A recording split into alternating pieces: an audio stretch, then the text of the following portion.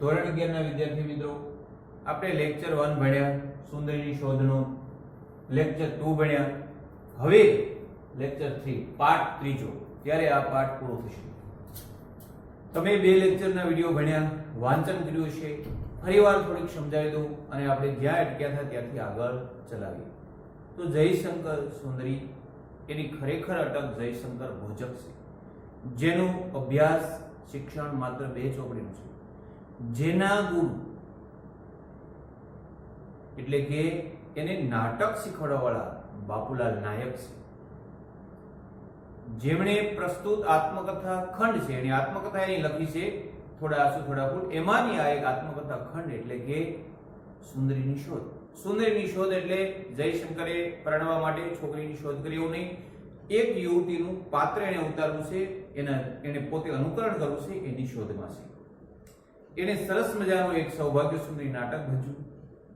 બાપુલાલ નાયકની પુત્રવધુ ગુલાબનું અનુકરણ કરી અને સ્ટેજ ઉપર લોકોને અભિભૂત કરી દીધા. લોકો ઘડીક ભૂલી ગયા કે આ ગુલાબ છે કે આ એક જયશંકર પુરુષ સ્ત્રી બનેલો છે. એટલું સરસ એ અભિનય કરી શક્યા. ત્યારબાદ એને સરસ્વતી ચંદ્રના 4 ભાગ વારંવાર વાંચ્યા. ગોવિંદરામ ત્રિપાઠીની ખૂબ પ્રખ્યાત ખૂબ મોટી નવલકથા. આ ભાગો વાંચ્યા પછી એને એક મનની ઈચ્છાઓ જાગી કે મારે કુસુમ સુંદરી કે ગુણ સુંદરીની ભૂમિકા ભજવી છે. એ ભજવવા માટે એને સતત અરીસામાં બેસી અરીસા સામે ઉભા રહી અને પ્રેક્ટિસ કરી. હવે એને નાટકમાં રૂપાંતર કરવાનું કહ્યું.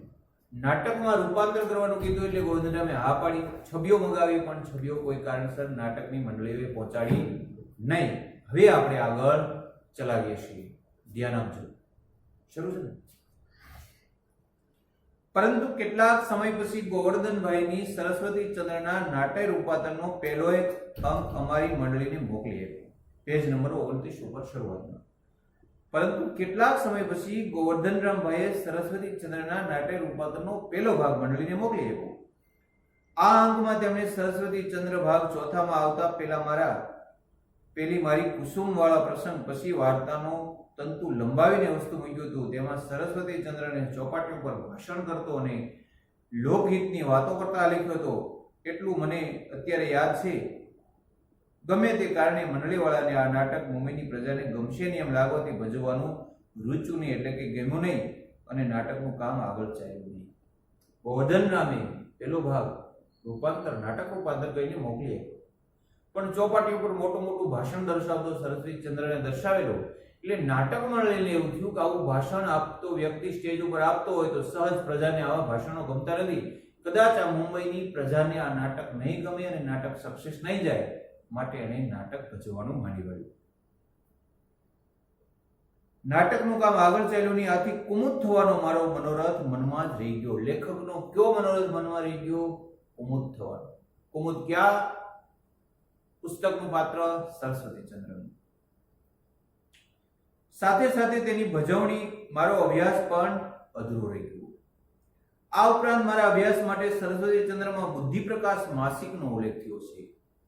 દર મહિને જે લેખ વાર પડે, અંક વાર પડે, એને માસિક કહેવાય.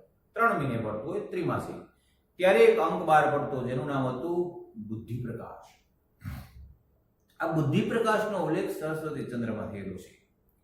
એટલે હું બુદ્ધિ પ્રકાશ મેળવી વાંચવા લાગ્યો. મને જેટલો સમય મળતો તેમાં ગુજરાતી નવલકથા, કાવ્યો, નિબંધો વગેરે સાહિત્યના પુસ્તકો વાંચવામાં ગાળતો.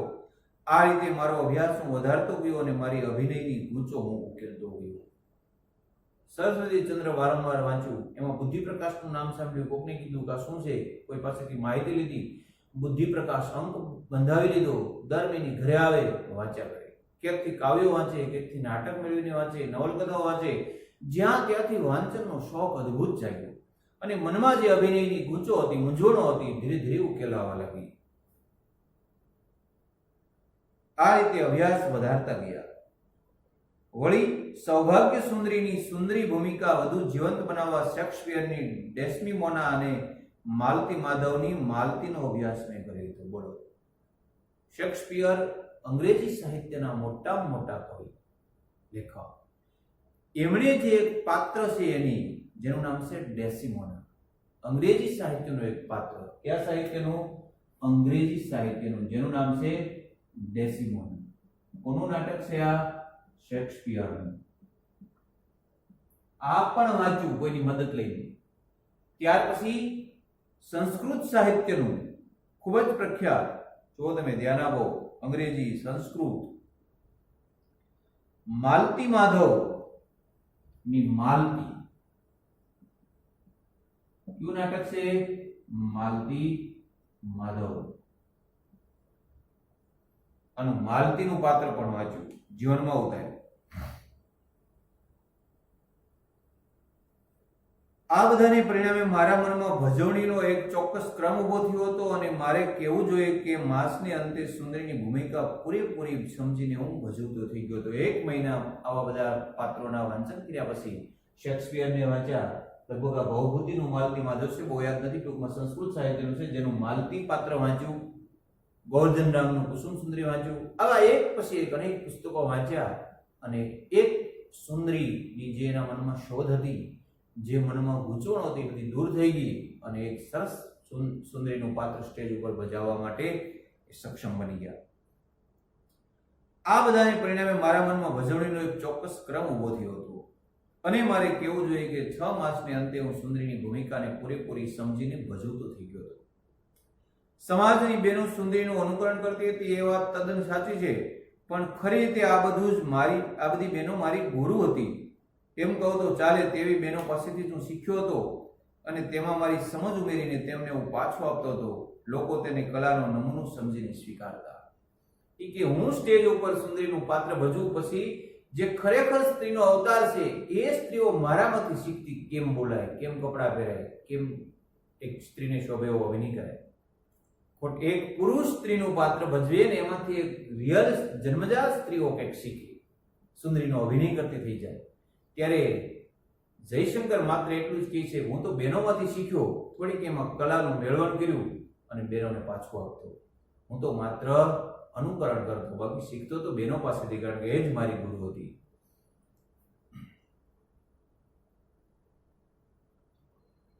લોકો તેને કલાનો નમૂનો સમજીને સ્વીકારતા. આથી બહેનો જ્યારે મુંબઈની ચોપાટી ઉપર ફરવા નીકળતી અને હું તે વખતે મારા શુભેચ્છક મિત્રો સાથે ગાડીમાં જતો, ત્યારે તેમાંથી કોઈ બોલી ઉઠતું, જોજો પેલી સુંદરી જાય. કે ચોપાટીમાં અમે મુંબઈની બજારમાં ફરવા નીકળી, બજારની, ત્યારે બહેનો ફરવા નીકળી હોય મને ગાડીમાં જોઈતો હોય તો એમ કે જો સુંદરી જાય.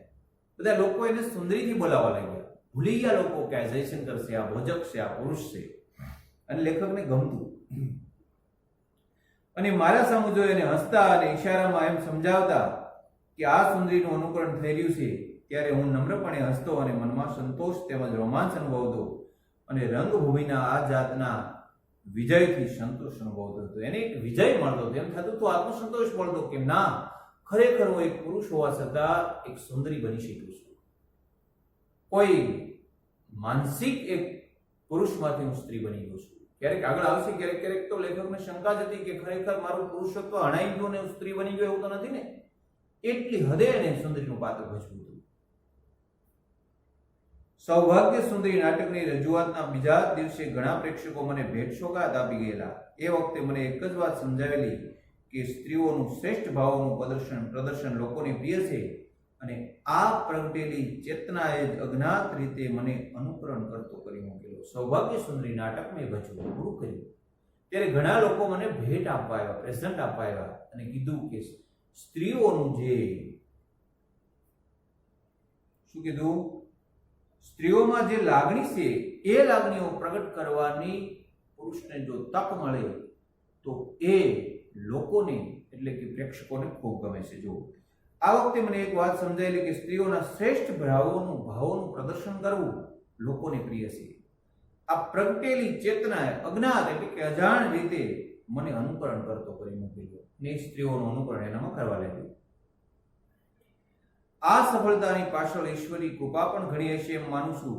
એક ક્ષણ જ્યારે જયશંકરે સ્ત્રીનો પોશાક પહેર્યો ત્યારે પુરુષ જાણે સુંદરીમાં પલટાતો હોય એમ મને લાગ્યું. એક વખત આટલી પ્રેક્ટિસના અંતે ધીરે ધીરે મેં મારા પુરુષના વસ્ત્રો ઉતારી લીધા અને સ્ત્રીના વસ્ત્રો પહેરવાનું શરૂ કર્યું. એક પછી એક સ્ત્રીના વસ્ત્રો ધારણ કર્યા ત્યારે એને એવો અનુભવ થયો કે એક પુરુષનું એક સ્ત્રીમાં રૂપાંતર થાય છે. માત્ર વેશથી નહીં, મનથી પણ, તનથી નહીં. એક પુરુષ જાણે સુંદરીમાં પલટાતો મને લાગ્યું. પુરુષનું સ્ત્રીમાં રૂપાંતર કે અવાંતર નહીં, પરંતુ સ્ત્રી ભાવોનું પ્રકટીકરણ માટે કળા સ્વરૂપ ઘડ્યાનો પરમ પુરુષાર્થ મેં મારામાંથી એક સુંદર નવયૌવનાને છૂટી પડતા જોઈ છે. લેખક પોતે કહે છે કે મારામાંથી એક સ્ત્રી છૂટી પડી છે, એ સ્ત્રી મેં સ્ટેજ ઉપર મૂકી છે.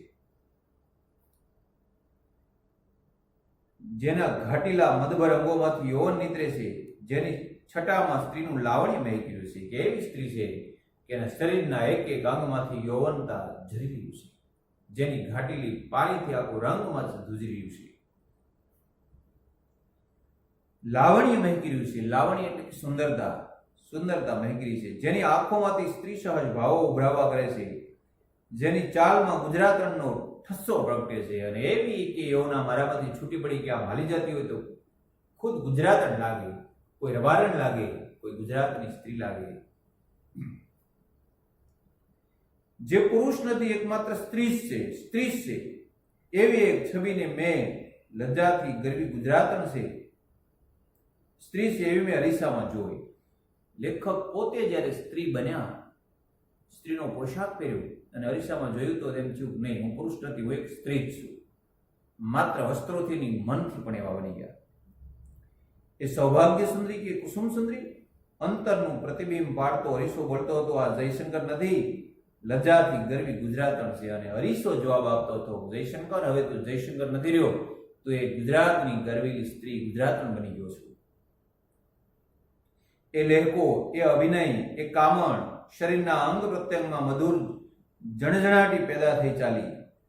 ઘડીભર મને એમ થયું કે હું પુરુષ નથી, સ્ત્રી થતા મને સહેજ સંકોચ શરૂઆતમાં થયો હતો. ઘડીક તો લેખકે એવા સ્ત્રી સહજ કપડાં પહેર્યા, એવો અભિનય શરૂ કરી દીધો, એવો લહેકો, એવા કામણ, એવી શરમ. એટલે એના મનમાં એક ભ્રમ પડ્યો કે ખરેખર હું જયશંકર પુરુષમાંથી સ્ત્રી તો નથી બની ગયો ને, મારું યૌવન તો હણાઈ નથી ગયું ને, હું નામર્દ નથી બની ગયો ને.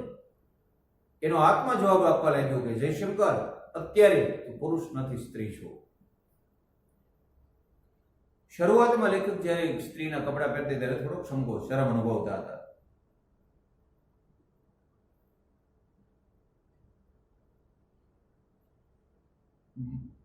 હવે એમ જ લાગ્યું કે હું સ્ત્રી છું. આ અવાંતર પ્રક્રિયાએ જ મને મારામાં રહેલા નટને સાકાર થવામાં યારી આપી છે. યારી એટલે ધક્કો માર્યો છે, મદદરૂપ થયા છે.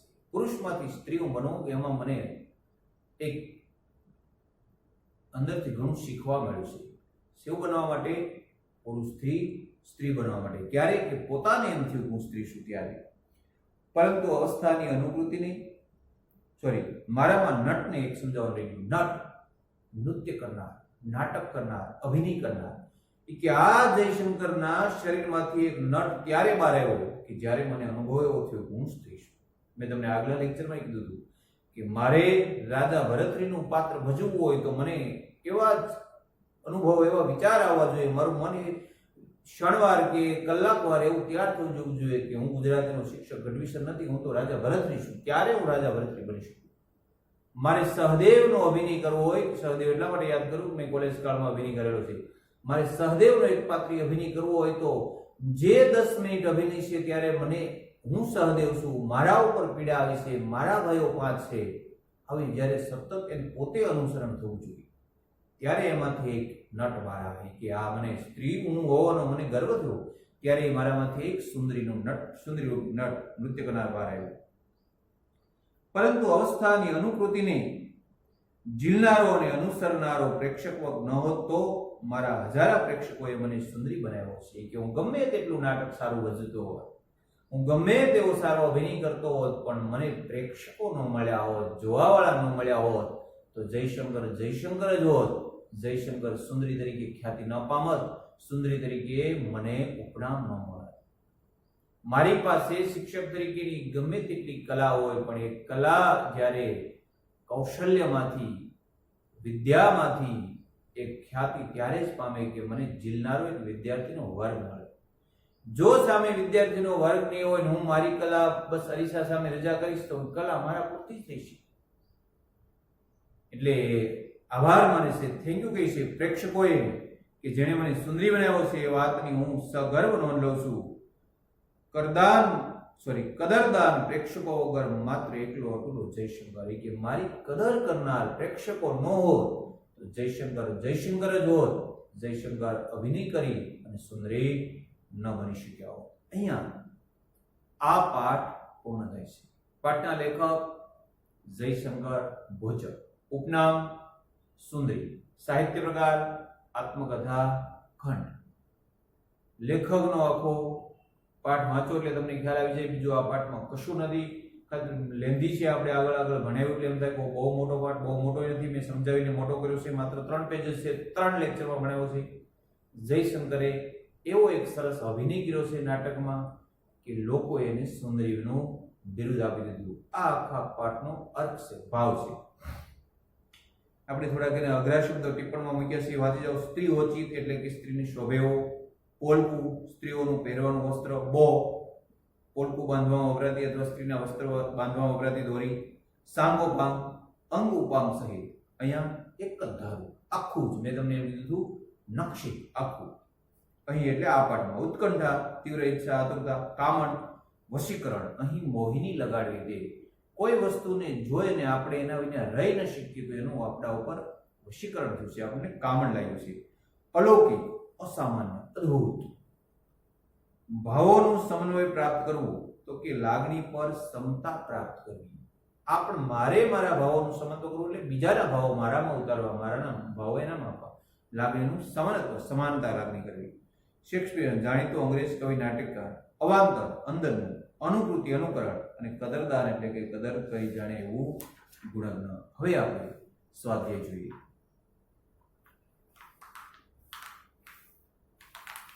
દરેક પ્રશ્નોના પહેલા હું કહી દઉં, પછી જ્યારે સ્વાધ્યાય સોલ્વ કરાવતો ને તો વિદ્યાર્થીને એવું થાય છે સાહેબ એક પ્રશ્નનો જવાબ આપે ક્યારેક નહીં આવડતો હોય, સાહેબને નહીં આવડતા હોય.